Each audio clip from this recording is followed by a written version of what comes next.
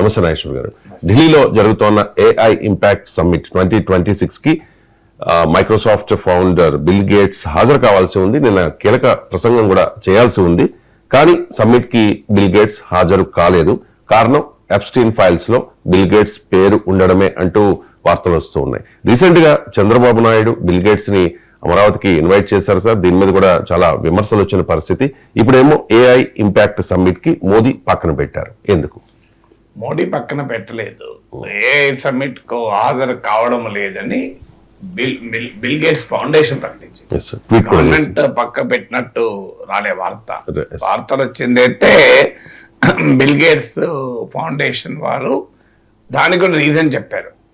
AI summit నుంచి focus పక్కదారి పట్టకుండా ఉండేందుకు, దాని ప్రియారిటీస్ పక్కకు పోకుండా ఉండేందుకు ఈ గ్లోబల్ AI సమ్మిట్ లో కీనోట్ అడ్రస్ బిల్ గేట్స్ ఇవ్వడం లేదు అని ప్రకటించారు. అంటే గవర్నమెంట్ బహుశా ఇండికేషన్ ఇవ్వచ్చు పక్కకు వెళ్ళమని, లేదంటే తనంతట తానుగా ఎందుకు విడ్రా అవుతాడు. సో డెఫినెట్ గా government maybe behind it, but government అధికారికంగా బిల్ గేట్స్ ను పక్కకు పెట్టకుండా తెలివిగా వాళ్ళంతా వాళ్ళే తప్పించుకున్నట్లుగా క్రియేట్ చేశారు. ఎందుకంటే గవర్నమెంట్ ఈ గ్లోబల్ AI సమ్మిట్ ప్లాన్ చేసినప్పుడు అప్పటికే బిల్ గేట్స్ పేరు ఎప్స్టీన్ ఫైల్స్ ఉంది, కొత్త ఏమి కాదు. ఇప్పుడు ఏదో ఈ 4 రోజుల్లో వచ్చిన ఇష్యూ కాదు. So bill gates Epstein files లో ఆయన పేరు రావడమే కాదు, ఈ అశ్లీల కార్యకలాపాలు ఉన్నట్లు ఎవిడెన్స్ వచ్చింది. ఈవెన్ మిలిండా గేట్స్ కూడా బిల్ గేట్స్ తో తన వైవాహిక బంధం, దశాబ్దాల వైవాహిక బంధం బ్రేక్ కావటానికి ఎప్స్టీన్ తో ఉన్న సంబంధాలను కూడా ఓపెన్ గా ప్రకటించింది కూడా. ఇవన్నీ గ్లోబల్ AI సమ్మిట్ కన్నా ముందే జరిగినాయి. అయినా ప్రభుత్వం గ్లోబల్ AI సమ్మిట్ కు ఇన్వైట్ చేయడమే కాకుండా ప్రభుత్వ పబ్లిసిటీ మెటీరియల్లోను, వెబ్సైట్లోను అంతటా కూడా గ్లోబల్ విజనరీస్ లిస్ట్లో బిల్ గేట్స్ పేరు పెట్టారు. సో పెట్టి ఇప్పుడు Indian prime minister, France president, Brazil president, Google CEO వీరితో పాటు బిల్ గేట్స్ పేరు కూడా పెట్టారు. గ్లోబల్ విజనరీగా ఆయనను కీర్తిస్తూ పిలిచారు. ఆయన కీనోట్ అడ్రస్ కూడా ఇవ్వాలి. సో అందువల్ల గవర్నమెంట్ ఆఫ్ ఇండియా పక్కకు పెట్టింది, మోడీ పక్కకు పెట్టాడు అన్నది నిజం కాదు.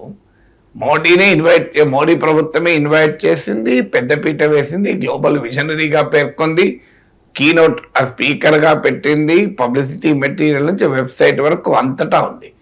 అయితే ఎప్పుడైతే ఈ సమ్మిట్ బిల్ గేట్స్ ఇండియాకు వచ్చి, ఆంధ్రప్రదేశ్కి వచ్చి వెళ్ళాడు, ఈ ప్రాసెస్ లో పెద్ద చర్చ నడిచింది సోషల్ మీడియాలోను, దేశంలోను, ప్రపంచంలోను. బిల్ గేట్స్ అనైతిక చరిత్ర, ఎప్స్టీన్ తో సంబంధాల నేపథ్యంలో ఆయన అసలు విషయం అంటే AI సమ్మిట్ దాని ప్రియారిటీస్ పక్కకు పోయి బిల్ గేట్ చుట్టూ నడిచింది. బహుశా గవర్నమెంట్ ఎంబరాస్మెంట్ గా ఫీల్ అయి ఉండవచ్చు. దీనికన్నా ఈ కాంట్రవర్సీ కన్నా ఇప్పటికే గ్లోబల్ AI సమ్మిట్ లో కాంట్రవర్సీ చూస్తున్నాం మనం.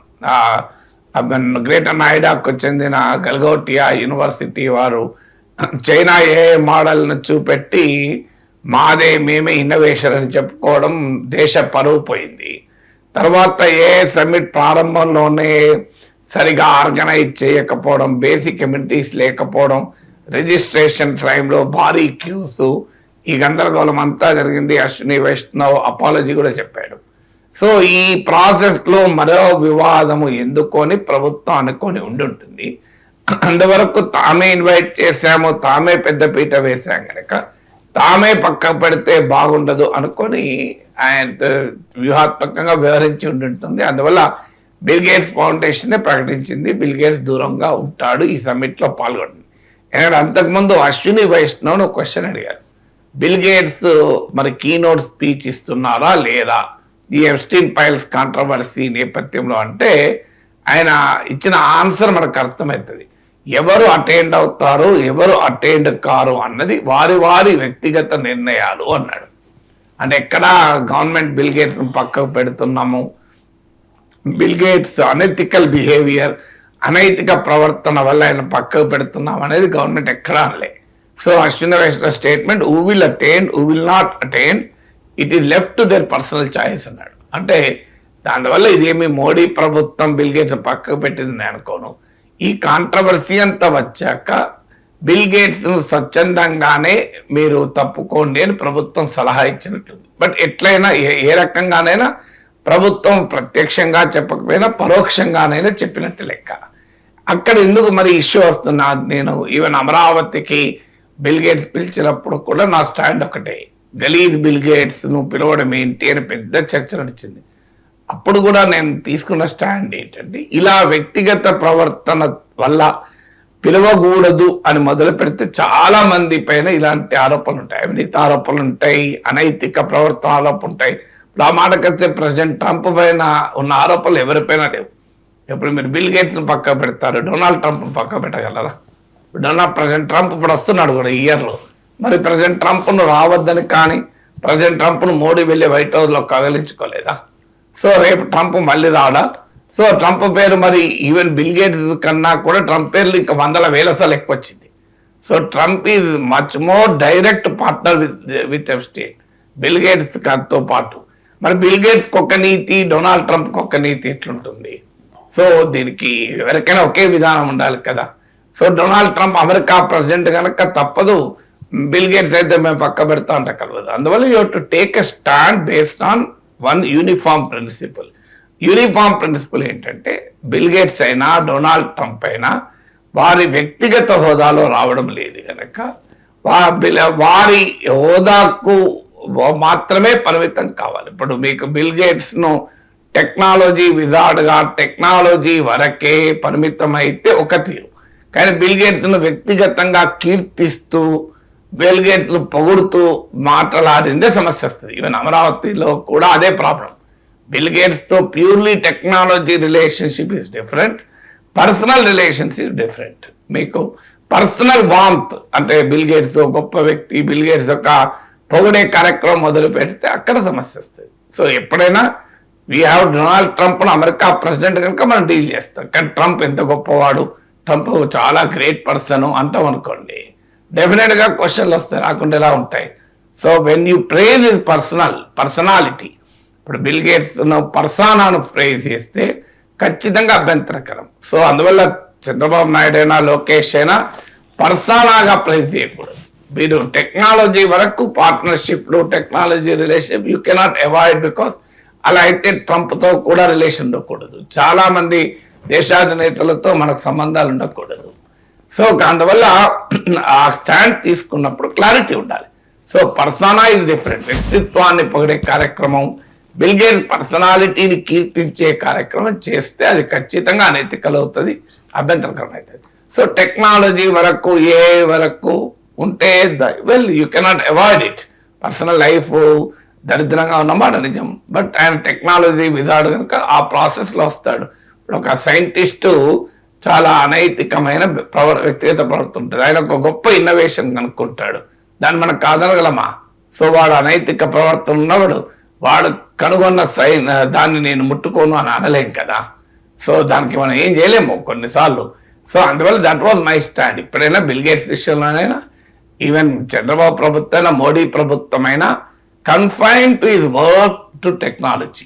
ఆయన పర్సనాలిటీని ప్రొజెక్ట్ చేసి సో దాన్ని పొగిడే కార్యక్రమం చేస్తే అనివార్యంగా బ్యాక్లాష్ వస్తుంది.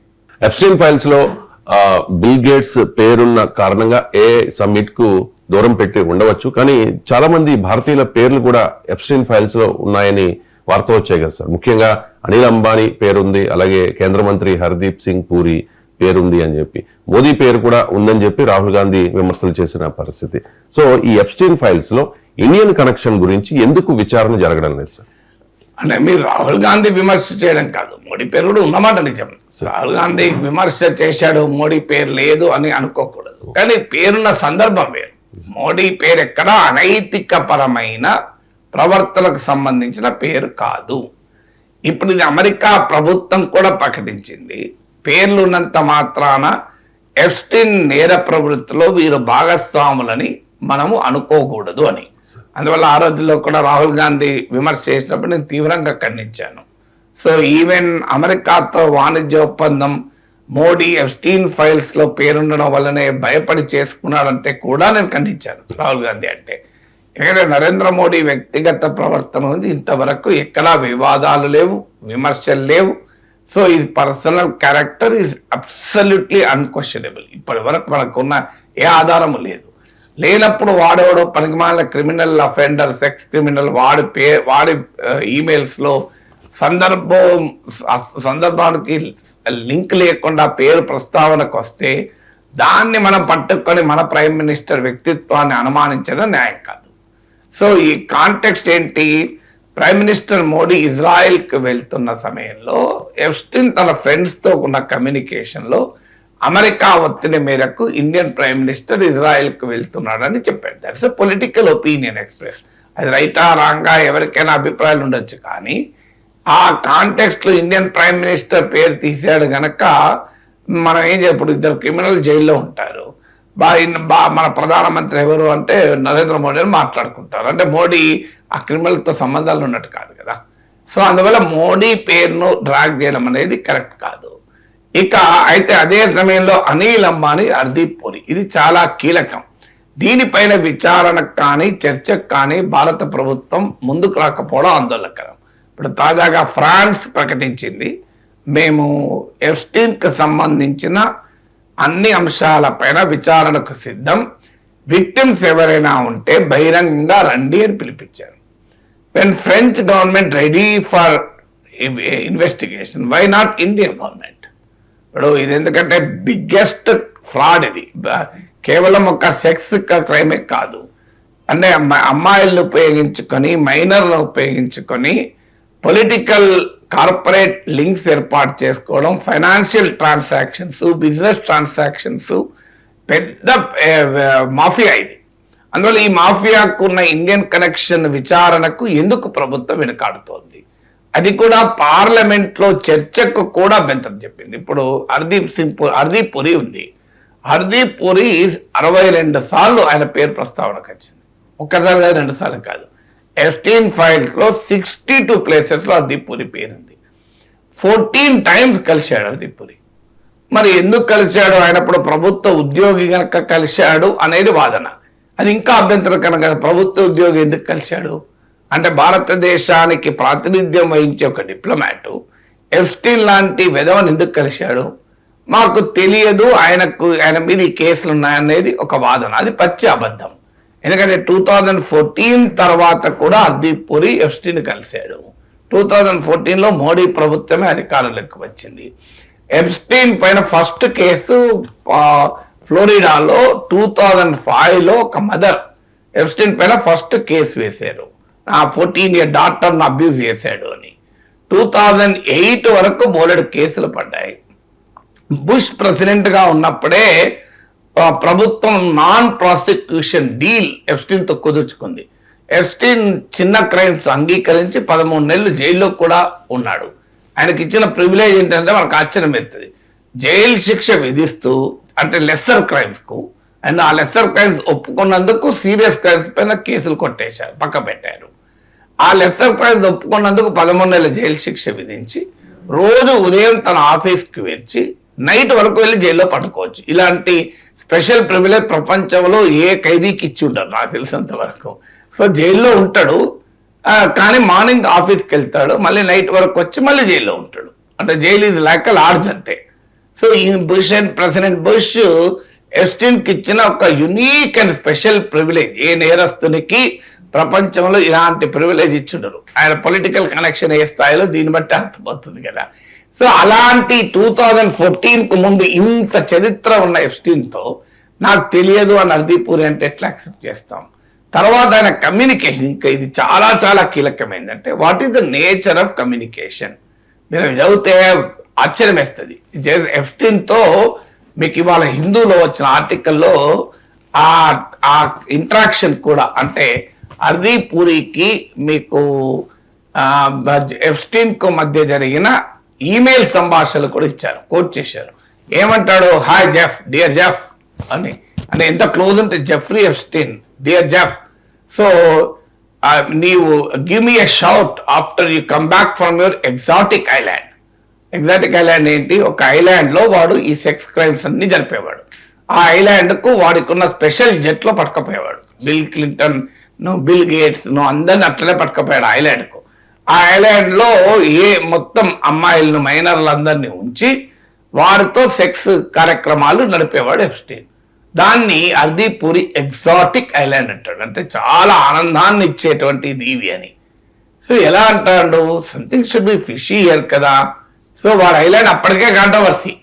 So exotic island give me a shout, అంటే నీ ఎగ్జాటిక్ దీవి నుంచి వచ్చాక నాకు ఒక్కసారి గివ్ మీ ఏ షౌట్ అంటే నాకు చెప్పు అని, నేను వచ్చి కలుస్తాను నిన్ను అని. ఇంకోటి ఏమంటాడంటే ఇంకా విచిత్రం, have fun, not that you need anyone's encouragement for that. చూడండి కమ్యూనికేషన్, నువ్వు ఎంజాయ్ చేయి, అయినా నీకెందుకు ఎంజాయ్మెంట్ ఎంకరేజ్మెంట్ అని. అంటే ఏంటిది? అది ఇప్పుడు తెలుసని క్లియర్గా అర్థమవుతుంది కదా. సో నువ్వు హ్యావ్ ఫన్, అయినా నీకెందుకు ఎంకరేజ్మెంట్లే అంటాడు. నీకు ఇంకోటి ఎంకరేజ్మెంట్ అవసరమా అని, అంటే నువ్వు ఎప్పుడు ఫన్లోనే ఉంటావని. సో ఈ కమ్యూనికేషన్ మనం జాగ్రత్తగా చదివితే క్లియర్గా there is every possibility that అర్దీపూరి nose Epstein వ్యవహారం. తెలిసి కూడా మరి 14 సార్లు ఎందుకు కలిశాడు, 62 ఈమెయిల్స్ ఎందుకు ఉన్నాయి, తర్వాత ఎందుకు కలిశాడు అంటే అర్దీపూరి ఆన్సర్, నేను ఇంటర్నేషనల్ పీస్ ఇన్స్టిట్యూట్ ప్రతినిధిగా కలిశానంట. మరి ఎప్స్టీన్ కు పీస్ కి సంబంధం, ఎవరికి పీసు, ఎందుకు పీస్, శాంతి. సో అయినా అర్దీపూర్ ఏదో తప్పు చేశాడు, నేరం చేశాడు అని నేనేం అనడం లేదు. But is this not sufficient to investigate? అంతే. అర్దీపూర్ ఏదో క్రిమినల్ అని, అర్దీపూరి సెక్స్ క్రైమ్స్ లో పాల్గొన్నాడని నా అభిప్రాయం కాదు. అది how can we make such wild allegations చేయలేము. కానీ ఇంత క్లియర్ గా ఎప్స్టీన్ తో intimacy, so have fun, not that you need anybody's encouragement for that, coming from exotic island, ఇంకా చాలా ఉన్నాయి. A woman MP feeling jealous, ఇట్లాంటివన్నీ ఉంది. Very intimate communication. ఏదో ఒక ప్రతినిధిగా ఒక అఫీషియల్ బిజినెస్ మీటింగ్ లో కలిసినట్టు లేదు అవి. ఆ కమ్యూనికేషన్ చూస్తే అర్దీపూరి ఎప్స్టీన్ మధ్య వెరీ వెరీ ఇంటిమేట్ కన్వర్జేషన్ నడిచింది. 62 ప్లేసెస్ లో అర్దీపూరి పేరుంది. 14 టైమ్స్ కలిశాడు, ఒక్కసారి 2 సార్లు కాదు. అందువల్ల మరి దీనిపైన ఎందుకు విచారణ చేయకూడదు? దీనికి విచారణకు ఎందుకు ప్రభుత్వం అంగీకరించదు? ఎందుకు పార్లమెంట్ లో చర్చకు కూడా అంగీకరించడం లేదు? అంటే మరి ఎవరిని డిఫెండ్ చేయడానికి, ఎవరిని కాపాడటానికి? తర్వాత మీకు అనిల్ అంబానీ పేరు కూడా వచ్చింది. అనిల్ అంబానీ ఎప్స్టీన్ల మధ్య కమ్యూనికేషన్ అయితే మహిళల పైన సెక్షువల్ కామెంట్స్ చేసుకుంటూ కూడా మాట్లాడుకున్నారని కూడా వచ్చింది ఈమెయిల్స్. అనిల్ అంబానీ చరిత్ర తెలుసు మనకు, బాలీవుడ్ స్టార్లతో అనిల్ అంబానీ ఈ రకమైన అశ్లీలమైన చర్చలు జరుపుకున్నాడు అని కూడా విమర్శలు వచ్చాయి అనిల్ అంబానీ పైన. అనిల్ అంబానీకి మోడీ ప్రభుత్వానికి ఉన్న సాన్నిహిత్యానికి నిదర్శనం ఏంటి అంటే, రాఫెల్ డీల్లో అప్పటి వరకు ఉన్న భారత ప్రభుత్వ రంగ సంస్థ అయిన హిందుస్థాన్ ఏరోనాటిక్స్ లిమిటెడ్ పక్కకు పెట్టి కాగితం మీద ఉన్న కంపెనీ అయిన అనిల్ అంబానీ కంపెనీతో రాఫెల్లో పార్ట్నర్ గా మోడీ ప్రభుత్వం చేర్చింది. అందువల్ల మోడీ ప్రభుత్వానికి అనిల్ అంబానీకి ఉన్న వెరీ క్లోజ్ ఇంటిమసీకి ఉదాహరణ. అనిల్ అంబానీ ఎప్స్టీన్ ఫైల్లో లీడర్షిప్ అంటే నాయకత్వాన్ని కోట్ చేస్తూ మోడీ అని అనలేదు, ప్రభుత్వంలో లీడర్షిప్ అన్నాడు. మా leadership wants me to help, let seek your help, నీ సహాయాన్ని కోరుతున్నాం పలానా యుఎస్ పొలిటికల్ పెద్దవాళ్ళని కలవటానికి, ఇంక్లూడింగ్ డొనాల్డ్ కలవటానికి కూడా నీ సహాయం కోరుమన్నారు అని చెప్పాడు. సో ఇది అనిల్ అంబానీ ఎప్స్టీన్కి ఇచ్చిన ఈమెయిల్లో చెప్పాడు. లీడర్షిప్ నిన్ను కాంటాక్ట్ చేయమన్నది అని. మరి ఆ మాట అనిల్ అంబానీ క్లెయిమ్ చేస్తున్నాడు. లీడర్షిప్ తనను ఎప్స్టీన్ తో కాంటాక్ట్ చేసి డొనాల్డ్ ట్రంప్ తో మీటింగ్ ఏర్పాటు చేయడం, అలాగే ఇతర టాప్ పొలిటికల్ అఫీషియల్స్ తో మీటింగ్ ఏర్పాటు చేయడానికి భారత ప్రధాన మంత్రికి మీరు సర్వీసెస్ ఇవ్వమని అని. So which is a serious thing. Government ఇంతవరకు దాన్ని ఖండించలేదు. అనిల్ అంబానీతో భారత ప్రభుత్వ నాయకత్వం ఎవరు కూడా ఆ పని చేయమని చెప్పలేదు. It is own individual opinion, అది మాకు సంబంధం లేదని ఇంతవరకు ఖండించలేదు. అలాంటి క్లెయిమ్ లీడర్షిప్ తరఫున చేసుకున్నది అనిల్ అంబానీ పైన కేసు పెట్టలేదు.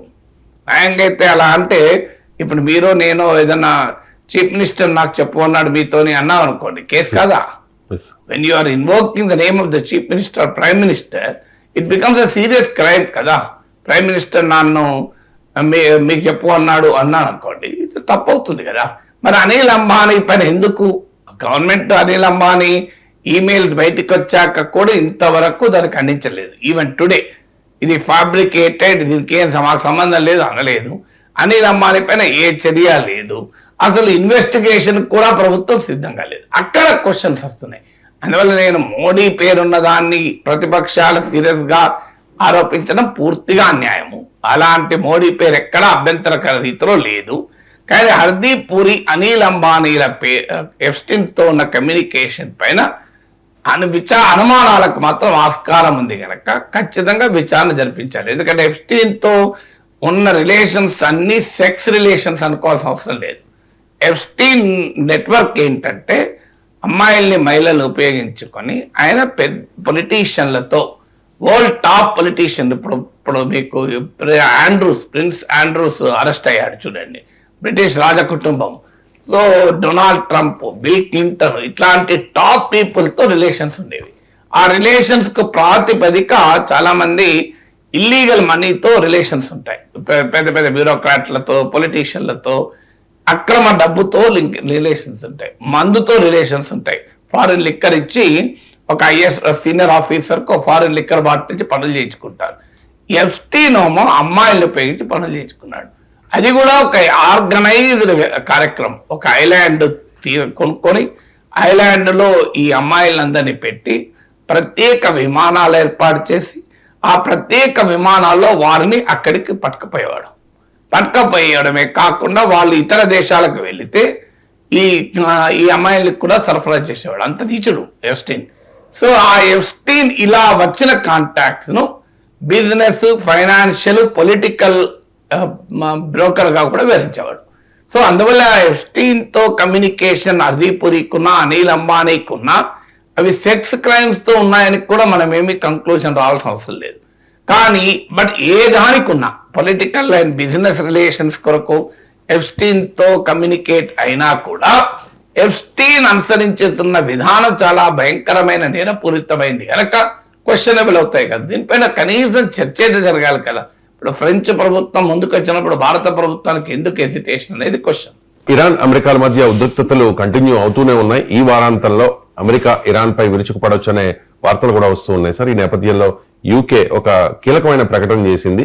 ఇరాన్ మీద అమెరికా దాడి చేసే క్రమంలో తమ ఎయిర్ బేసెస్ ను వాడుకునే అవకాశం ఇవ్వము అని చెప్పేసి బ్రిటన్ ప్రకటించిన పరిస్థితి. ఏంటి సార్ బ్రిటన్ ఈ స్టాండ్ తీసుకోవడానికి గల కారణం ఏంటి?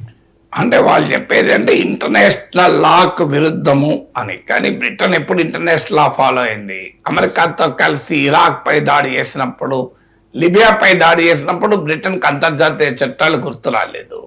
వెనుజులా పైన దాడి చేసి నికోలస్ మదురోను అరెస్ట్ చేసినప్పుడు బ్రిటన్ కానీ యూరోపియన్ కంట్రీస్ కానీ ఇంటర్నేషనల్ లా గుర్తు రాలే. గ్రీన్లాండ్ అప్పుడు ఇంటర్నేషనల్ లా గుర్తొచ్చింది వాళ్ళకు. అదొక హిపోక్రసీ. ఇరాన్ అప్పుడు ఇంటర్నేషనల్ లా గుర్తొస్తుంది. ఎందుకు? ఇరాన్ పై అమెరికా దాడి చేస్తే తమ దేశానికి కూడా ఇబ్బందులు వస్తాయని. సో అందువల్ల ఇది ప్రిన్సిపల్ స్టాండ్ కాదు, వారి అవసరాలను బట్టి వారు తీసుకునే స్టాండ్. బట్ ఏదైనా తీసుకున్న స్టాండ్ ఏంటంటే ప్రియంప్టివ్ అటాక్ ఆన్ ఇరాన్ ఇది వయలేషన్ ఆఫ్ ఇంటర్నేషనల్ లా అని తీసుకున్నారు. అంటే బ్రిటిష్ ఎయిర్ బేసెస్ ను ఎలో చెయ్యము, మీకు ఆర్ఏఎఫ్ బేస్ ఇలా బేసెస్ ను ఎలో చెయ్యము ఇరాన్ పై దాడికి అన్నారు. ఇది ఆల్రెడీ బ్రిటన్ కు అమెరికాకు మధ్య చాగోస్ దీవుల డీల్ పైన వివాదాలు జరుగుతున్నాయి. చాగోస్ ఐలాండ్ డీల్ ఏంటి అని చాలా వివరంగా మాట్లాడాను, చూడొచ్చు, మీరు యూట్యూబ్ లో ఉంటుంది.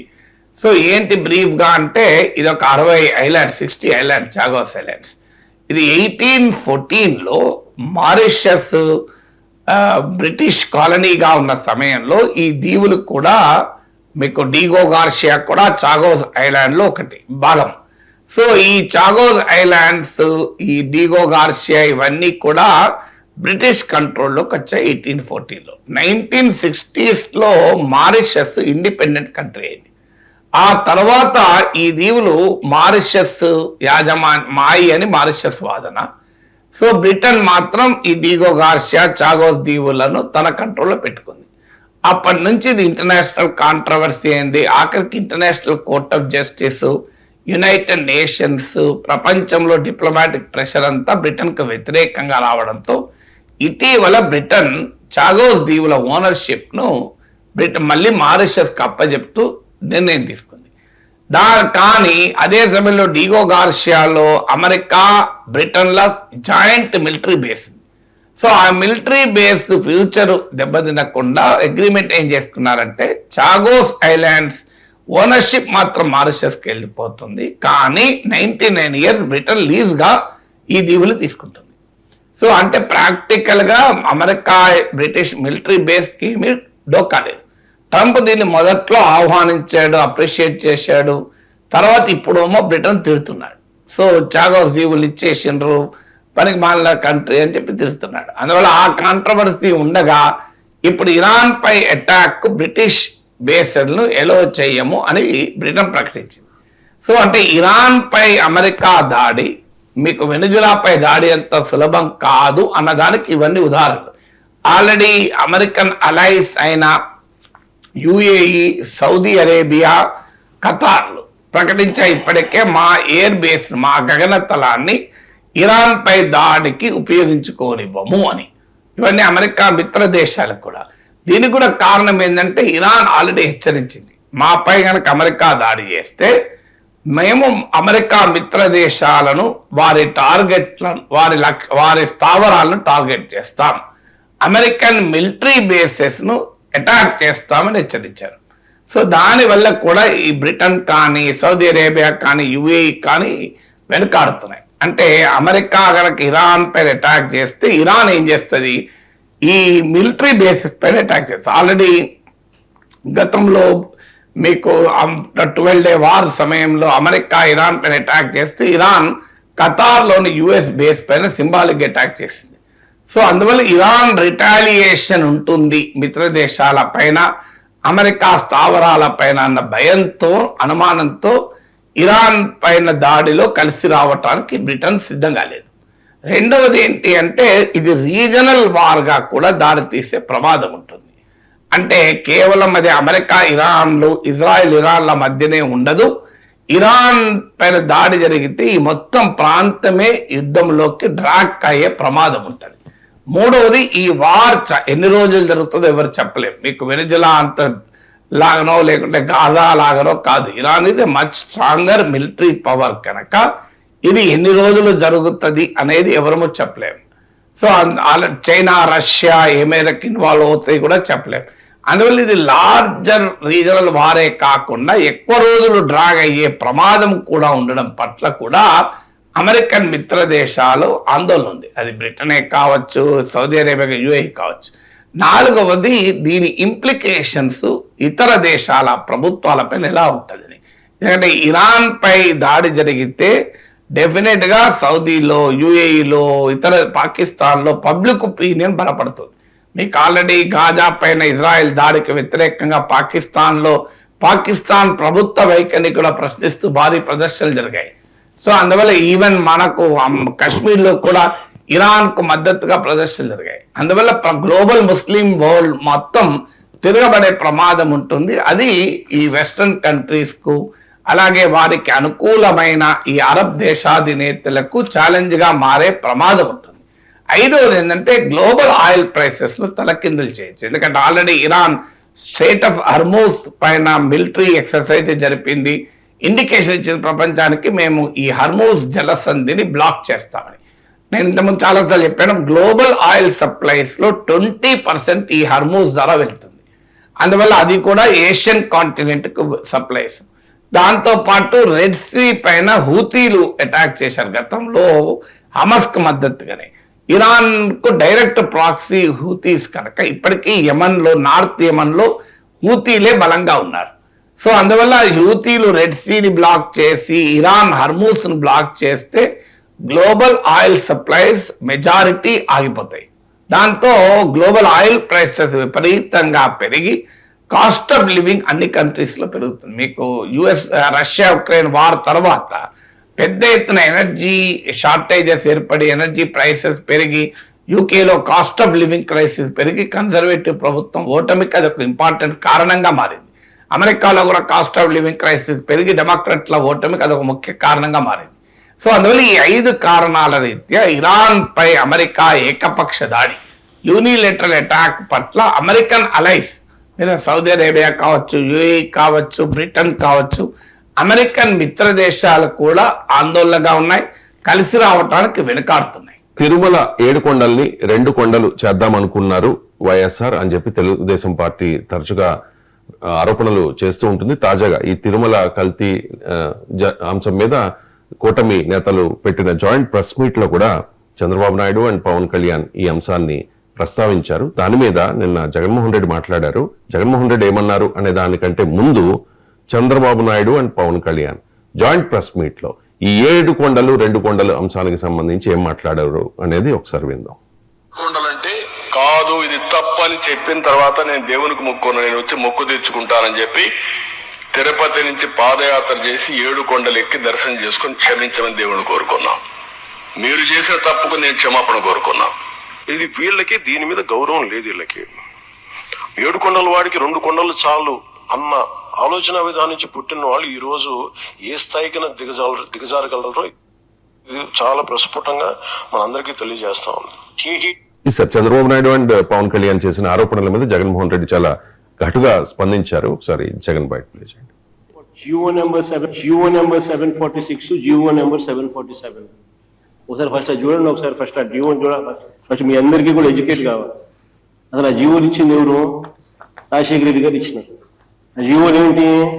టీటీడీని 7 కొండలుగా గుర్తించింది రాజశేఖర రెడ్డి గారు నాన్న. టీటీడీ పరిధిని 350 కిలోమీటర్లు పెంచింది నాయన. అన్యమత ప్రార్థనలు టీటీడీలోనూ మిగిలిన ఒక 19 గుడుల దగ్గర జరగకుండా కట్టడి చేస్తూ ఈ జీవోలు ఇచ్చింది కూడా నాయనే, వైఎస్ఆర్ఏ. చంద్రబాబు నాయుడు గారు అప్పట్లో బీజేపీతో లేడు. ముస్లిం ఓట్స్తో పనిపడింది, క్రిస్టియన్ ఓట్స్తో పనిపడింది.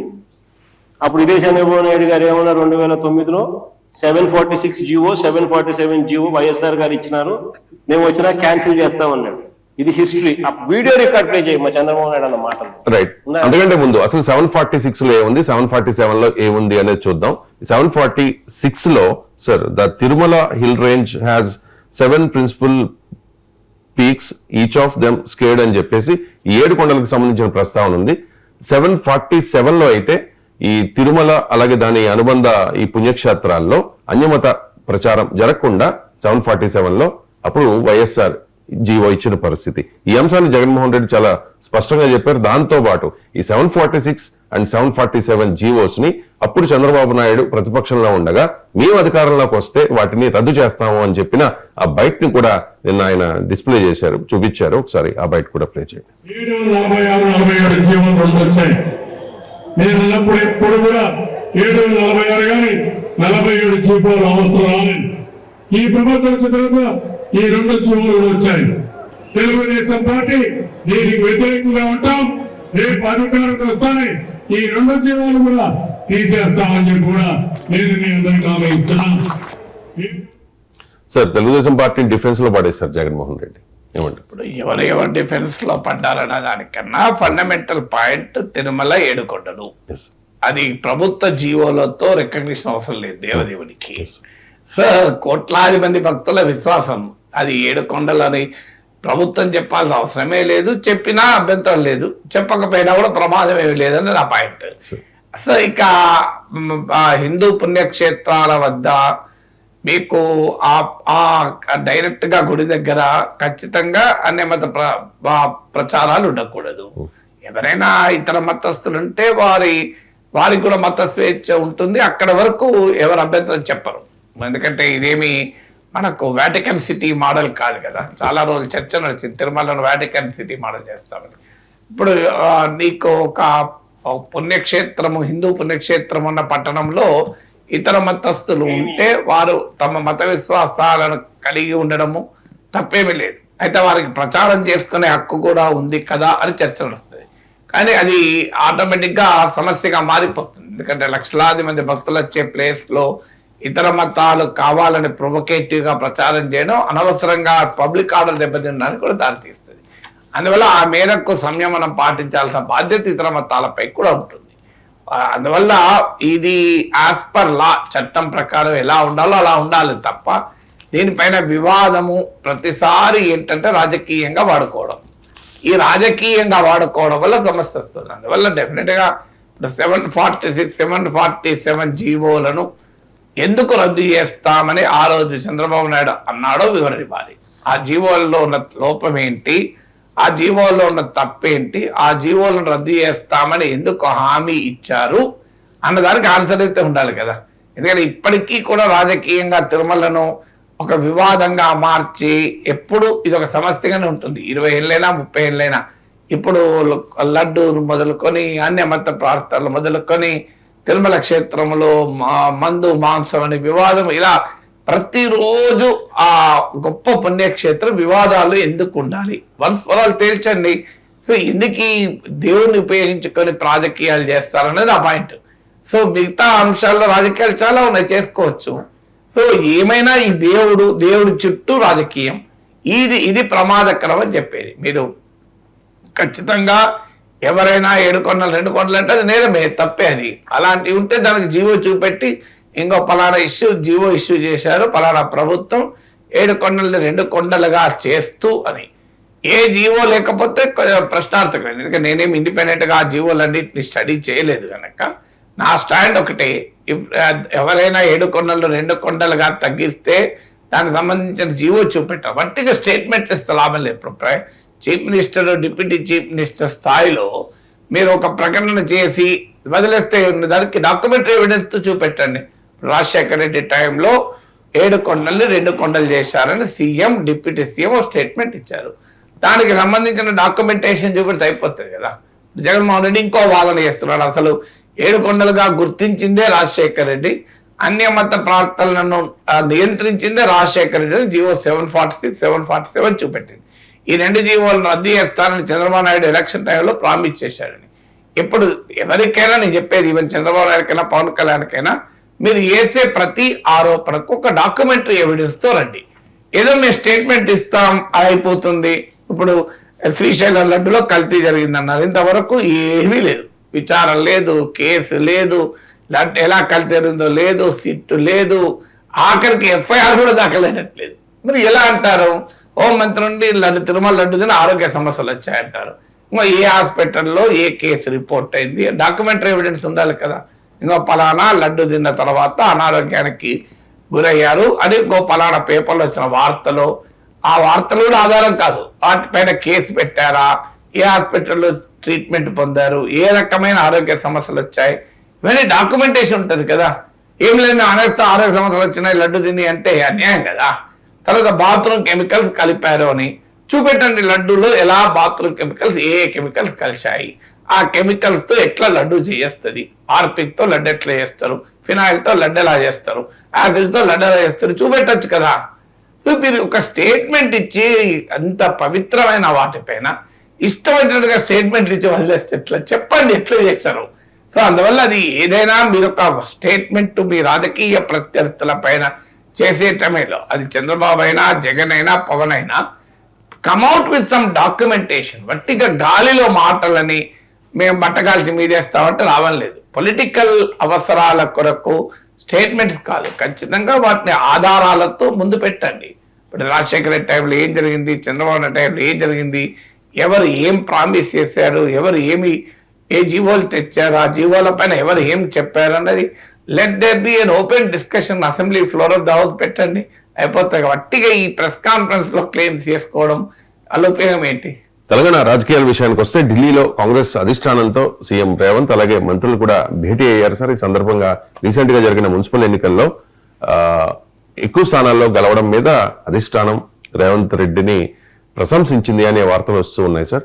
అండ్ ఎంఐఎంతో ఉన్న సఖ్యత మీద కూడా కొంత అప్రమత్తం చేసినట్టుగా వార్తలు వస్తున్నాయి సార్. ఎంఐఎంతో జర భద్రము అని చెప్పి కాంగ్రెస్ హైకమాండ్ రేవంత్ కు చెప్పిందట సార్. ఎందుకు సార్ ఎంఐఎంతో జర భద్రం అన్నది ఎందుకు అంటే ఎంఐఎం ప్రమాదకరం అని కాదు. ఉద్దేశం ఏంటంటే ఎక్కడ బీజేపీకి ఉపయోగపడుతుందో జలభద్రం అన్నారు. సో ఎంఐఎంతో కాంగ్రెస్ కున్న డైలమా ఏంటంటే దేశవ్యాపితంగా ఎంఐఎం ను కాంగ్రెస్ విమర్శిస్తుంది. ఇండియా కూటమిలోకి ఎంఐఎం రాకుండా కూడా కాంగ్రెస్ అడ్డుపడుతుంది. ఇప్పుడు బీహార్లో మీకు మహాగఠబంధన్లో చేరుతామని ఎంఐఎం ఓపెన్ గానే కోరింది. కోరడమే కాదు, ఎంఐఎం నాయకులు ఏకంగా ఒక ప్రదర్శనగా వెళ్ళి తేజస్వి యాదవ్ ఇంటి ముందు నిరసన కూడా తెలిపారు, మమ్మల్ని చేర్చుకోండి మహాగఠబంధన్లో. దేశంలో ఎక్కడ జరగదు ఇట్లా. ఒక పొత్తు కొరకు ధర్నా అయినా కూడా వాళ్ళు అక్కడ తీసుకోవటానికి సిద్ధపడలే. ఇది మీకు బీహార్లో జరిగింది. అలాగే బెంగాల్లో కూడా కాంగ్రెస్ పార్టీ లెఫ్ట్ తో ఎంఐఎం కలవటానికి సిద్ధపడింది, కానీ దానికి ఎక్కడా కూడా ఈవెన్ తృణమూల్ కాంగ్రెస్ కూడా అంగీకరించలేదు. సో దేశవ్యాప్తంగా ఎంఐఎం పైన కాంగ్రెస్ వైఖరి ఏంటంటే ఇది బీజేపీకి బి టీమ్ గా పనిచేస్తుంది, సెక్యులర్ పార్టీస్ కు ముస్లిం ఓటు రాకుండా అడ్డుపడుతుంది, అలా పరోక్షంగా మోడీకి బీజేపీకి ఉపయోగపడుతుంది అన్నది కాంగ్రెస్ వైఖరి. అందుకే దానికి రిటర్న్ గిఫ్ట్ గా ఓవైసీ పై కానీ ఎంఐఎం నేతలపై కానీ వారికి సన్నిహితంగా ఉండే వ్యాపారులపై కానీ ఏ కేంద్ర సంస్థ ఎప్పుడు కేసు పెట్టలే. ఇంతవరకు ఈడీ, సిబిఐ, ఇన్కమ్ ట్యాక్స్ భారతదేశంలో ఉన్న ప్రతి ప్రతిపక్ష పార్టీని వేధించి వెంబడించే కేంద్ర సంస్థలు ఓవైసీ బ్రదర్స్ పై కానీ వారికి సన్నిహితులుగా ఉన్న నాయకులపై కానీ వ్యాపారులపై కానీ ఇంతవరకు లేదు కేసు. దట్ షోస్ సంథింగ్ కుచ్ హై అనేటువంటి అభిప్రాయానికి కారణం. ఇది కాంగ్రెస్ పార్టీ అందువల్ల ఎంఐఎం ను ఒక ట్రోజాన్ హార్స్ గా, ఒక మాయా గుర్రంగా భావిస్తూ వస్తుంది. సో ఇది ఎంఐఎం పట్ల కాంగ్రెస్ ఆల్ ఇండియా వైఖరి. రాష్ట్రానికి వచ్చే వరకు ఏంటంటే కాంగ్రెస్ పార్టీ ఎంఐఎం ఎప్పుడు అధికారంలో కాంగ్రెస్ ఉన్నా ఎంఐఎం మిత్రపక్షమే. మీకు ఉమ్మడి రాష్ట్రంలో 10 ఏళ్ల పాటు ఎక్సెప్ట్ కిరణ్ కుమార్ రెడ్డి టైం మినహా మిగతా టైంలంతా ఎంఐఎం మిత్రపక్షమే. తర్వాత ఎప్పుడైతే కాంగ్రెస్ పవర్ లో లేదో అప్పుడు మళ్ళీ బీఆర్ఎస్ మిత్రపక్షం అయింది. మళ్ళీ ఇప్పుడు కాంగ్రెస్ అధికారంలోకి వచ్చాక మళ్ళీ కాంగ్రెస్ మిత్రపక్షం అయింది. ఎందుకంటే అది ఒక అన్రిటర్న్ అండర్స్టాండింగ్. ఏంటి అంటే మీరు హైదరాబాద్ లో మీకున్న కోట మీకు వదిలేస్తాం, మిగతా తెలంగాణ అంతా మాకు పుల్లబెట్టకు అన్నది అగ్రిమెంట్. సో ఈ అగ్రిమెంట్ లో భాగంగా ఎంఐఎంతో ఎవరు రూలింగ్ పార్టీ ఉంటే ఇక్కడ ఆ స్టాండ్ తీసుకుంటారు. అందుకే మీకు ఎంఐఎం తెలంగాణలో కొద్ది ప్లేసెస్ మాత్రమే, కరీంనగర్ ఇట్లా 1-2 ప్లేస్లు మాత్రమే కంటెస్ట్ చేస్తే తప్ప తెలంగాణ అంతటా అసెంబ్లీ ఎన్నికలకు అది కూడా కార్పొరేషన్ ఎన్నికలకు వాటికి వీటికి పోటీ చేస్తే తప్ప అసెంబ్లీ ఎన్నికలు మీరు గమనించిన తెలంగాణలో హైదరాబాద్కే పరిమితం అవుతుంది. దేశమంతా కంటెస్ట్ చేస్తే కానీ తెలంగాణ నుండి ఇతర ప్రాంతాలకు పోదు. సో ఈ మ్యూచువల్ అండర్స్టాండింగ్ తో వ్యవహారం నడుస్తూ ఉంటుంది. సో అందువల్ల ఎంఐఎంతో రాష్ట్రంలో దోస్తీ, దేశంలో కుస్తీ, ఇది కాంగ్రెస్ వైఖరి. ఇది అందువల్ల ఆ డైలమా ఎంఐఎంతో జర భద్రపడటానికి కారణం అది. రెండవ డైమెన్షన్ ఏంటంటే ఎంఐఎం గనక మీరు ఎంఐఎంతో బహిరంగ ఫ్రెండ్షిప్ ఉంటే అది బీజేపీకి ఆయుధం కావచ్చు అని. ముఖ్యంగా జిహెచ్ఎంసీలో ఈ ప్రమాదం ఉండవచ్చు. ఎందుకంటే జూబ్లీ హిల్స్ బై ఎలక్షన్ లో ఎంఐఎం సహకారంతోనే కాంగ్రెస్ గెలిచింది. అది ఓపెన్ గా అక్బరుద్దీన్ ఓవైసీ ఈ మధ్య అన్నాడు చూడండి, రావైనా రెడ్ అయినా మా దగ్గరికి రావాల్సిందే, మేము పోము అన్నాడు. అంటే బీఆర్ఎస్ అయినా కాంగ్రెస్ అయినా అని అర్థం. సో రేపు జిహెచ్ఎంసీ ఎన్నికల్లో హైదరాబాద్ లో ఇప్పుడు 3 కార్పొరేషన్లు, మల్కాజ్గిరి, హైదరాబాద్, సైబరాబాద్. ఇక్కడ ఎంఐఎంతో గనక ఏ రకమైన అండర్స్టాండింగ్ ఉన్నది బీజేపీకి అడ్వాంటేజ్ గా మారవచ్చు. ఎందుకంటే హైదరాబాద్ లో ఆ పోలరైజేషన్ కు స్కోప్ ఎక్కువ ఉంటుంది. గతంలో కూడా జిహెచ్ఎంసీ ఎన్నికల్లో బీజేపీ లాభపడ్డది కూడా అలాగే. ఆ రోహింగ్యా ఇష్యూస్ పట్టుకొచ్చి హైదరాబాద్ పేరు మారుస్తామని చెప్పి మళ్ళీ ఎన్నికల తర్వాత ఇవేవి ఎవరు మాట్లాడరు మళ్ళీ. సో అందువల్ల బీజేపీ గేమ్ ప్లాన్ పట్ల అప్రమత్తంగా ఉండండి అనేది వాదన. ఎందుకంటే హైదరాబాద్ లో అది రిలీజియస్ పోలరైజేషన్ కనుక జరిగితే ఎంఐఎంకు లాభం, బీజేపీకి లాభం తప్ప కాంగ్రెస్ లాభం ఉండదు. ఎందుకంటే ఆ 2 పార్టీలు బెనిఫిట్ అవుతాయి అనేటువంటి ఒక అప్రమత్తతను చేశారు. కానీ ఇది ఏమి ప్రిన్సిపల్ స్టాండ్ కాదు, ఎంఐఎంతో పొత్తుండకూడదని. కానీ ఫండమెంటల్ క్వశ్చన్ ఏమొస్తుంది, బీజేపీని కమ్యూనల్ పార్టీ అనే సెక్యులర్ పార్టీస్, ఎంఐఎం మాత్రం కమ్యూనల్ పార్టీ అనదు. అది అభ్యంతరకరం. అదే బీజేపీ పెరుగుదల కారణమవుతుంది. మీరు బీఆర్ఎస్ బీజేపీతో మీరు ఎందుకు పొత్తు పెట్టుకోము అంటే మేము సెక్యులర్ పార్టీ అంటాడు. మరి సెక్యులర్ పార్టీ అప్పుడు ఎంఐఎంతో ఎట్లా అండర్స్టాండింగ్ ఉంటుంది? ఎంఐఎం మా మిత్రపక్షం కేసీఆర్ బహిరంగానే చెప్పాడు. అంటే ఎంఐఎం దాని పేర్లోనే ఉంది కదా, మజ్లిస్ ఇత్తహాదుల్ ముస్లిమీన్. ఇంకా బీజేపీ పేర్లో లేదు, భారతీయ హిందూ పార్టీ లేదు, బిహెచ్పి కాదు, అది బీజేపీ, భారతీయ జనతా పార్టీ. అసలు పేర్లోనే ఉంది.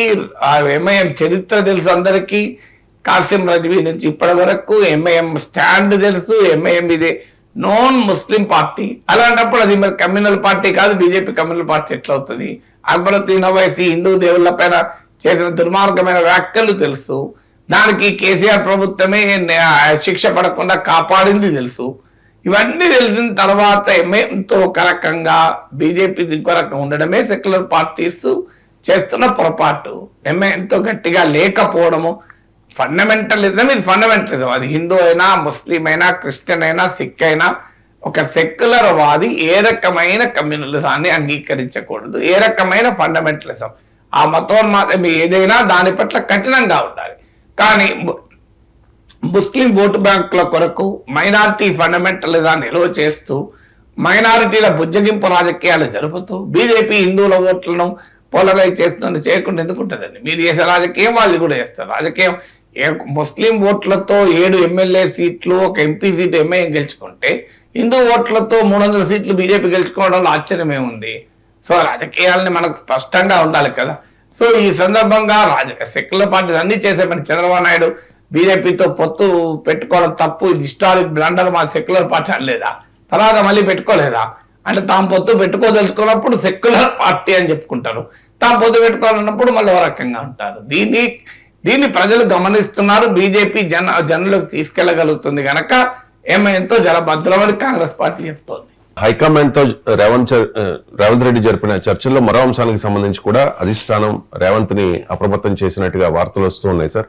పట్నంలో కమలం, అలాగే పల్లెల్లో గులాబీ, ఈ 2 పార్టీలు కలిసే అవకాశం ఉంది భవిష్యత్తులో. సో ఆ 2 పార్టీలతో జాగ్రత్త అని కూడా అప్రమత్తం చేసింది సార్. సో ఈ 2 పార్టీలు అంటే బీఆర్ఎస్ అండ్ బీజేపీ, ఈ 2 పార్టీలు దగ్గర అవుతూ ఉన్నాయి అనేది కాంగ్రెస్ అధిష్టానం అంచనా. ఈ 2 ఎవరు కాంగ్రెస్ అధిష్టాన నాయకుడు చెప్పిన మాట కాదు, మీడియాలో వచ్చిన మాట ఇది. పాసిబిలిటీ అంటే బీఆర్ఎస్ బీజేపీ కలవడం తమకు ప్రమాదం అనేది ఎవరికైనా కాంగ్రెస్ పార్టీకి అర్థమయ్యే అంశమేది. దానికి ప్రూఫ్ అరిథమెటికే కదా.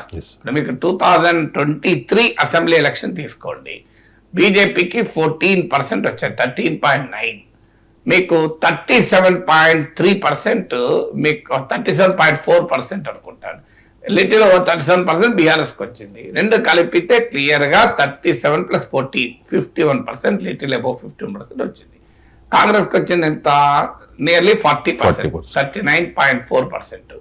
సో 40% వచ్చింది. 37.3 + 13.9 అంటే 51.2 వీళ్ళకి వస్తే 40% ఏదో వాళ్ళకి వచ్చింది. అంటే 11% తేడా ఉంది. మీకు 2024 లోక్సభ ఎలక్షన్ తీయండి.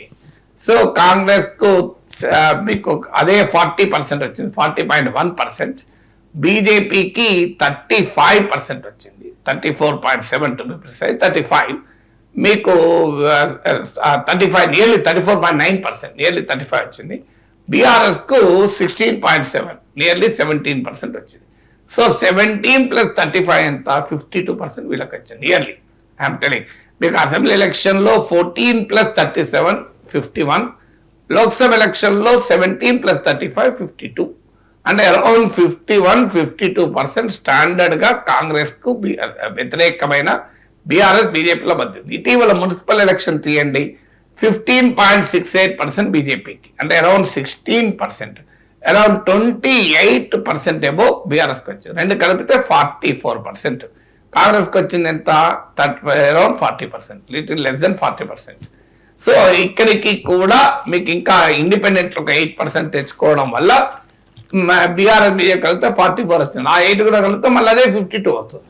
ఇది ఏ రకంగా చూసినా బీఆర్ఎస్ బీజేపీ కలిస్తే 50% ఏమో ఓట్లు వస్తున్నాయి. కాంగ్రెస్ పార్టీకి 40% ఓటింగ్ ఉంది. 10% గ్యాప్ ఉంటే కంప్లీట్ డివాస్టేషన్, ఘోరంగా దెబ్బతింటారు. సో అందువల్ల ఈ అరిథమెటిక్ క్లియర్ గా కాంగ్రెస్ పార్టీకి తెలుసు, బీఆర్ఎస్ బీజేపీ కలిస్తే ప్రమాదకరమని. బీఆర్ఎస్ బీజేపీ కలవటానికి ఉన్న అడ్డంకి ఏంటి అంటే 10 ఏళ్ల పాటు బీఆర్ఎస్ అధికారంలో ఉండడం, కేసీఆర్ ప్రభుత్వానికి వ్యతిరేకంగా ప్రజల అసంతృప్తి నుంచి కాంగ్రెస్ అధికారంలోకి వచ్చింది. అందువల్ల బీఆర్ఎస్ తో బీజేపీ కలిస్తే ఆ అసంతృప్తికి ఎంతో కొంత బీజేపీ కూడా మూట కట్టుకోవాల్సి వస్తుంది. అందుకే వాళ్ళు కలవలేకపోయారు 2023లో. అందుకే బీఆర్ఎస్ బీజేపీ కలిసిందన్న అనుమానం వచ్చుతూనే ప్రజలు కాంగ్రెస్ కోటేశారు.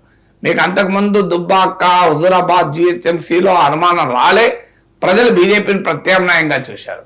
ఎప్పుడైతే కవిత అరెస్ట్ పైన మల్లగుల్లాలు పడడము, దాగుడు మూతలాడడము, బండి సంజయ్ కేసీఆర్ కి వ్యతిరేకంగా పెద్ద పోరాటం ప్రజా సంగ్రామ యాత్ర పేరిట ఊపులో ఉన్న సమయంలో సడన్ గా ప్రజా సంగ్రామ యాత్ర ఆపడము, బండి సంజయ్ని మార్చడము, సో ఇవన్నీ జరిగిన చూసిన తర్వాత ప్రజలకు అనుమానం వచ్చింది బీజేపీ బీఆర్ఎస్ ఒక్కటే, వీళ్ళు ఇండైరెక్ట్ గా కలుస్తున్నారని.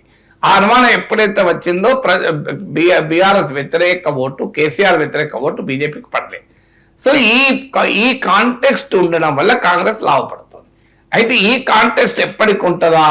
ఎప్పటికి మీకు KCR for and against Telangana politics నడిస్తే ఈ కాంటెక్స్ట్ ఎప్పటికి ఉంటుంది. అప్పటిదాకా రేవంత్ రెడ్డి లేదా కాంగ్రెస్ వ్యతిరేక అనుకూల పోలరైజేషన్ జరిగితే అప్పుడు ఈ కాంటెక్స్ట్ ఉండదు.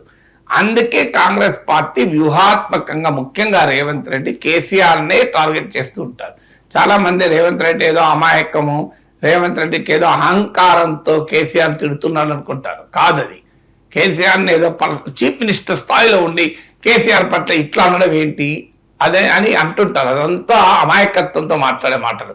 రేవంత్ రెడ్డి వ్యూహాత్మకంగానే కేసీఆర్ అనుకూల వ్యతిరేకంగా తెలంగాణ పాలిటిక్స్ ను పోలరైజ్ చేయడం అనే లక్ష్యంతో చేస్తున్న పని. అదేదో పర్సనల్ ఇష్యూ కాదు. ఎందుకు ఆ లక్ష్యం అంటే కేసీఆర్ కు అనుకూల వ్యతిరేక పోలరైజేషన్ గా ఉంటే తెలంగాణ పాలిటిక్స్ బీజేపీ బీఆర్ఎస్ కలవలేవు.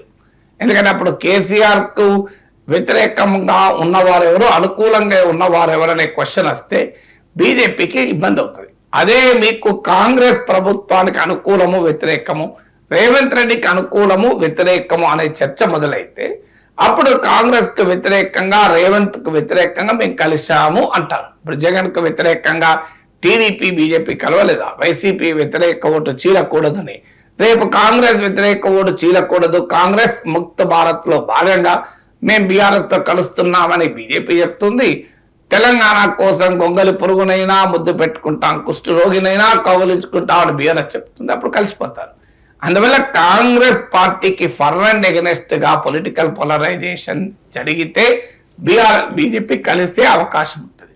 కానీ అది జరగకుండా ఉండేందుకే కేసీఆర్ కు వ్యతిరేక పోలరైజేషన్ గానే రాజకీయాల్ని కాంగ్రెస్ నడుపుతోంది. అందుకే మీరు మున్సిపల్ ఎన్నికలు చూడండి, మీకు చర్చ అంతా ఎవరి చుట్టూ జరిగింది? ఫామ్ హౌస్, కేసీఆర్, మొత్తం కాళేశ్వరము, లేకుంటే telephone tapping, Modi KCR arrest చేస్తలేడు, సిబిఐ కేసీఆర్ ఏమంటలేడు, కేసీఆర్ కాపాడుతున్నది మోడీయే, కిషన్ రెడ్డి కల్వకుంట్ల కిషన్ రావు. ఈ చర్చ అంతా ఎందుకు రేవంత్ రెడ్డి నడిపాడు? కారణం అదే, కేసీఆర్ అనుకూల వ్యతిరేక పోలరైజేషన్ తెలంగాణ పాలిటిక్స్ లో ఉండాలి. ఉన్నప్పుడు ఆటోమేటిక్ గా కేసీఆర్ వ్యతిరేక ఓటు కాంగ్రెస్ వెనకాల ర్యాలీ అవుతుంది. బీజేపీ బీఆర్ఎస్ కలవటానికి కష్టమవుతుంది. ఎందుకంటే తమను కేసీఆర్ అనుకుంటారేమోనని. సో ఆ పొలిటికల్ నరేటివ్ ఎలా బిల్డ్ చేయాలని ఆలోచిస్తున్నారు. అందుకే కాంగ్రెస్ పార్టీ చెప్పింది వీళ్ళిద్దరు కలిస్తే మనకు ప్రమాదం, కలవకుండా జాగ్రత్త పడండి. ఆల్రెడీ రేవంత్ రెడ్డి కొత్తగా హైకమాండ్ చెప్పాల్సిన అవసరం లేదు. ఆ జాగ్రత్తలో ఆల్రెడీ ఉన్నాడు రేవంత్ రెడ్డి. సామాజిక తెలంగాణ లక్ష్యంగా మేలో కొత్త పార్టీ పెడతాను అని చెప్పి కవిత ప్రకటించారు సార్. సిద్దిపేట నుంచి పోటీ చేస్తాను అని కూడా ప్రకటించిన పరిస్థితి. సో సిద్దిపేట అంటే అందరికీ తెలుసు, కేసీఆర్ కుటుంబానికి రాజకీయంగా కంచుకోట. హరీష్ రావు అక్కడ 7 సార్లు అప్రతిహతంగా గెలిచారు. అంతకు ముందు 5 సార్లు కేసీఆర్ గెలిచిన పరిస్థితి. ఎందుకు సార్ కవిత సిద్దిపేటని టార్గెట్ చేశారు? అంటే 2 పాసిబిలిటీస్. సిద్దిపేట యాక్చువల్గా హరీష్ రావు సీట్, ఇప్పుడు అంతకుముందు KCR seat. So KCR seat Harish Rao KCR ఎంపీగా గెలిచాడు, సిద్దిపేట నుంచి ఎమ్మెల్యే గెలిచాడు 2004లో. అప్పుడు కేసీఆర్ కరీంనగర్ నుంచి ఎంపీ కూడా గెలిచాడు నాకు గుర్తున్నంత వరకు. సో అప్పుడు ఆయన ఎంపీగా ఉండి కేంద్ర ప్రభుత్వంలో ఉండి సిద్దిపేట ఖాళీ చేశాడు. అప్పుడు హరీష్ రావు ఆల్రెడీ ఎమ్మెల్యే కాకముందే మంత్రి అయ్యాడు. యూత్ సర్వీసెస్ మంత్రి రాజశేఖర రెడ్డి ప్రభుత్వంలో బీఆర్ఎస్ కూడా చేరినప్పుడు మీకు గుర్తుండే ఉంటుంది, నాయన నరసింహారెడ్డి, మీకు హరీష్ రావు వీళ్ళంతా మంత్రులు అయ్యారు. సో ఈవెన్ ఈటల రాజేందర్ వీళ్ళంతా మంత్రులు అయ్యారు అప్పుడు. సో ఆ సమయంలో సిద్దిపేటకు ఇంకా కేటీఆర్ పాలిటిక్స్ లోకి ఇంకా అప్పటికి చురుగ్గా రాలేదు. సో తర్వాత వచ్చాడు కేటీఆర్. ఐ థింక్ కేటీఆర్ అప్పటికి ఇంకా పాలిటిక్స్ లో లేడు అనుకుంటా, 2009 లో వచ్చాడు. సో ఆయన 2009 లో వచ్చాడు, ఇది 2004 లో జరిగింది. సో అందువల్ల అప్పుడు కేటీఆర్ కనుక పాలిటిక్స్ లో ఉండుంటే ఆటోమేటిక్ గా సిద్దిపేట నుంచి కేటీఆరే పోటీ చేసేవాడు. కానీ అప్పటికి కేటీఆర్ పాలిటిక్స్ లో లేడు, ఎందుకంటే తెలంగాణ ఉద్యమం సక్సెస్ అయి పవర్ వస్తుంది అనేటువంటి వాతావరణం ఇంక అప్పటికి రాలే. సో అందువల్ల కేసీఆర్ తన వారసుడిగా కేటీఆర్ ను దించక ముందు హరీష్ రావు సిద్దిపేట నుంచి పోటీ చేశాడు. సో సింబాలిక్ గా చూసినప్పుడు కేసీఆర్ వారసుడికి సిద్దిపేట స్థానం. సో ఎప్పుడైతే కేటీఆర్ కూడా వచ్చాడో సిద్దిపేటలో హరీష్ రావు ఖాళీ చేస్తే అది రాంగ్ సిగ్నల్ పోతుంది కనుక సిరిసిల్ల నుంచి పక్కనే ఉన్న సిరిసిల్ల దగ్గరలో ఉన్న సిరిసిల్ల నుంచి కేటీఆర్ పోటీ చేశాడు. సో ఆ రకంగా సిద్దిపేట హరీష్ రావు, కేటీఆర్ సిరిసిల్ల, కేసీఆర్ అసెంబ్లీకి మళ్ళీ పోటీ చేయాల్సి వచ్చినప్పుడు గజ్వేల్కి వచ్చాడు. సో అలా గజ్వేల్, సిద్దిపేట, సిరిసిల్ల 3 కేసీఆర్ కుటుంబ కాన్స్టిట్యున్సీస్ గా మారాయి. సో ఈ ప్రాసెస్ లో ఇప్పుడు కవిత ఏ సీట్ ఎంచుకోవాలన్నది పొలిటికల్ నరేటివ్ కు ఇంపార్టెంట్ అవుతుంది.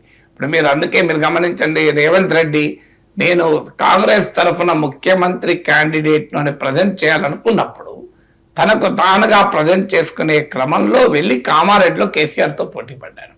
మీకు రేవంత్ రెడ్డి కాలక్షేపానికి పోలే, రేవంత్ రెడ్డి కాన్షియస్ లేదా కూడా వెళ్ళి కామారెడ్డికి ఎందుకు పోటీ చేశాడు?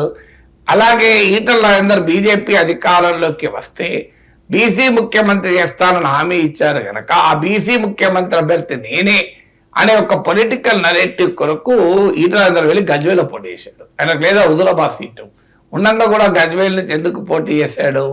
సో డెలిబరేట్ గానే, అంటే ఒక పొలిటికల్ నరేటివ్ బిల్డ్ చేస్తానికి కూడా సీట్ ను ఎంచుకుంటారు. అరవింద్ కేజ్రీవాల్ బీజేపీకి, మోడీకి నేనే ప్రత్యామ్నాయం అని చెప్పుకోవటానికి ఆయన వారణాసి వెళ్ళి పోటీ చేశాడు మోడీ పైన.